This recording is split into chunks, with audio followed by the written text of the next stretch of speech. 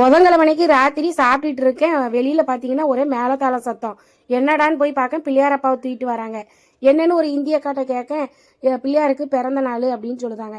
நான் சொன்னேன் ஆகஸ்ட் செப்டம்பர்ல தானே பிள்ளையார் சதுர்த்தி வரும், அப்பந்தானே அவருக்கு பிறந்த நாள்னு சொன்னேன். ஆமா அது பெரிய சதுர்த்தி, இப்ப 6 மாசம் ஆயிடுச்சு அது முடிஞ்சு. இப்போ வந்து தை அமாவாசையில வளரும் வரையில பஞ்சமி சதுர்த்தி வரும், அப்போ பிள்ளையாருக்கு பர்த்டே.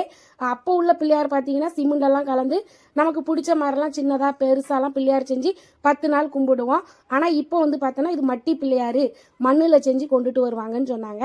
அவருக்கு பார்த்தீங்கன்னா வெள்ளிக்கிழமை அன்னைக்கு பிறந்த நாள். வியாழன் வெள்ளி அவரை வச்சு அவருக்கு பிடிச்சதெல்லாம் படையல் போட்டு நல்ல ஆட்டம் பாட்டத்தோடு வந்து இங்கேயே கரைச்சாங்க. ஆனால் அந்த பிள்ளையார் சதுர்த்திக்கு கடலில் கொண்டு போய் கரைப்பாங்க.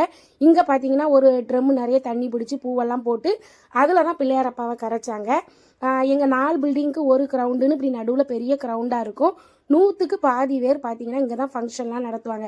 கல்யாண function, birthday function, new year கொண்டாட்டம், அப்புறம் கண்பத்தி, தசராவுக்கெல்லாம் இங்கே தான் சாமியை வச்சு எல்லாருமே ஒற்றுமையாக கும்பிட்டுட்டு இங்கே தான் அன்னதானம்லாம் நடக்கும். இப்படி தான் இந்த பார்த்தீங்கன்னா 2 நாள் கொண்டாட்டம்னு சிறப்பாக நடந்தது. மொதல் நாள் பார்த்தீங்கன்னா லெமன் சாதம் சுண்டல்லாம் கொடுத்தாங்க. 2வது நாள் வெஜ்ஜு பிரியாணி, கேசரி, ரைட்டாலாம் கொடுத்தாங்க. நோட்டு பென்லாம் கொடுத்தாங்க. ஆனால் என் பிள்ளைகளுக்கெல்லாம் கிடைக்கல, ஏன்னா டியூஷன் போயிட்டு லேட்டாக வந்தாங்களா, அவங்களுக்கு நோட்டு பென்லாம் கிடைக்கல, கொஞ்சம் சோகமாக இருந்தாங்க. அப்புறம் இந்த பிள்ளையாரை எடுத்து கரைக்கிறப்ப பார்த்தீங்கன்னா சின்ன பிள்ளைலாம் சோகமாக இருக்காங்க. கண்பத்தியை கரைக்க போகிறாங்கன்னு அப்படியே சோக முகம் பார்த்துக்கோங்க. அப்படியே நல்லா சாமியை கும்பிட்டுட்டேன். நம்ம வீடியோ பிடிச்சா லைக் பண்ணுங்கள், மறக்காமல் சேனலை சப்ஸ்கிரைப்